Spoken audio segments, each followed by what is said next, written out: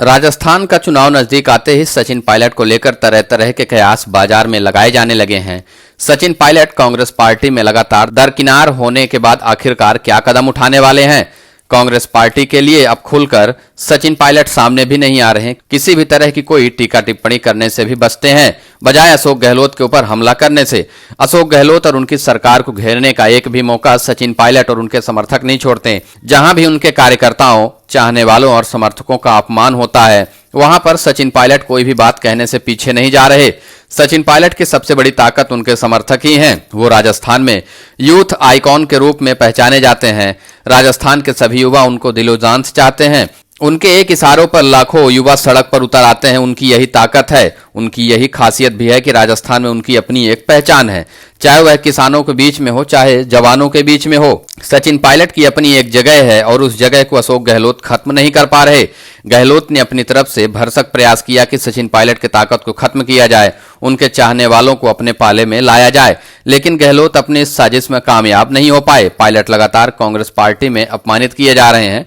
उनको और उनके समर्थकों को कांग्रेस पार्टी में कोई खास जगह भी नहीं दी जा रही है। सचिन पायलट रह रहकर यह बात उठाते रहे हैं कि उनके समर्थकों को तरजीह नहीं दी गई। यहां तक कि कांग्रेस ने अपने वरिष्ठ कार्यकर्ताओं तक को मौका नहीं दिया, दूसरे लोगों को अच्छे अच्छे पदों पर बैठाया है, जिसकी नाराजगी खुलकर सचिन पायलट जता चुके हैं और बार बार जताते भी आ रहे हैं। अब चुनाव का समय बहुत कम बचा है। सरकार ने लगभग अपने 4.5 साल पूरे कर लिए हैं।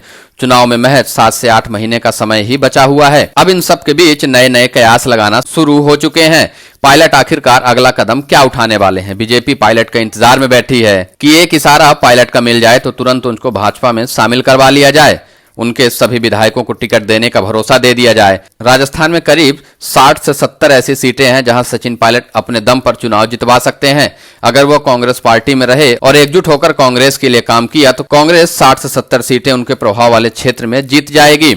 उनकी इसी ताकत को देखते हुए भाजपा लगातार प्रयास कर रही है कि सचिन पायलट को भाजपा में लाया जाए। एक टीवी इंटरव्यू में जब अमित शाह से सचिन पायलट के बारे में पूछा गया कि क्या सचिन पायलट से उनकी कोई बातचीत चल रही है, जैसे 2020 में सचिन पायलट की भाजपा से बातचीत चल रही थी, जब पायलट ने सरकार से नाराज होकर मानेसर में अपने विधायकों के साथ एक होटल में आकर रुक गए थे।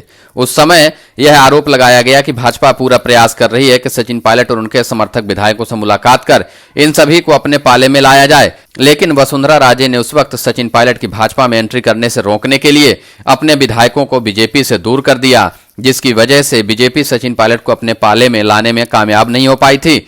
लेकिन अब अमित शाह से जब पूछा गया कि सचिन पायलट से आपकी कोई बातचीत चल रही है, तो अमित शाह ने इस पर सीधा जवाब नहीं दिया। उन्होंने मना भी नहीं किया, उन्होंने बिल्कुल भी नहीं कहा कि उनकी कोई बातचीत नहीं चल रही है, जबकि अमित शाह ने यह जवाब दिया कि राजस्थान में उनकी सरकार पूरी मेजोरिटी से आएगी। अमित शाह को यह बात अच्छे से पता है कि अगर सचिन पायलट का हाथ कांग्रेस को छोड़ भाजपा के साथ आ गया तो कांग्रेस पार्टी राजस्थान में पूरी तरह से साफ हो जाएगी। सचिन पायलट की राजनीतिक हैसियत और ताकत का अंदाजा भाजपा को बखूबी है, जिसकी वजह से अमित शाह के साथ पूरी भाजपा सचिन पायलट को किसी भी तरह की टीका टिप्पणी करने से बचती है। उनको आज भी उम्मीद है कि सचिन पायलट कांग्रेस पार्टी से नाराज होकर या फिर उचित सम्मान और जगह न पाकर भाजपा में आ सकते हैं। पूरी बीजेपी इसी प्रयास में है कि सचिन पायलट को किसी भी तरीके से राजस्थान चुनाव से पहले भाजपा के पाले में लाया जाए।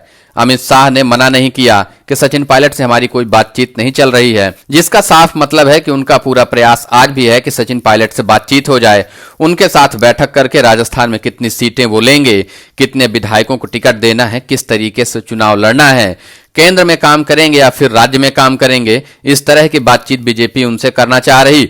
सचिन पायलट अभी तक कांग्रेस पार्टी के ही इंतजार में है कि कांग्रेस की तरफ से उनके लिए कुछ अच्छा किया जाएगा, लेकिन कांग्रेस पार्टी लगातार उनको दरकिनार कर रही है। कांग्रेस पार्टी की पुरानी रीत रही है कि हमेशा से युवा नेताओं को दरकिनार किया गया है, हमेशा से बुजुर्ग नेता ही कांग्रेस पार्टी पर हावी रहे हैं, जिसके चलते कांग्रेस साल दर साल गर्त में मिलती चली गई।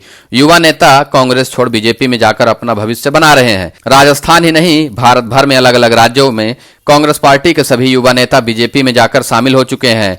तो अब कोई राज्य का मुख्यमंत्री है तो कोई केंद्र में मंत्री है। राजस्थान में सचिन पायलट ही सिर्फ बचे हैं जिस पर बीजेपी की नजर है और उनको भी भाजपा में शामिल कराने का प्रयास जारी है। अमित शाह ने इशारों में बता दिया है कि सचिन पायलट को भाजपा में शामिल करवाने के लिए वो तैयार हैं।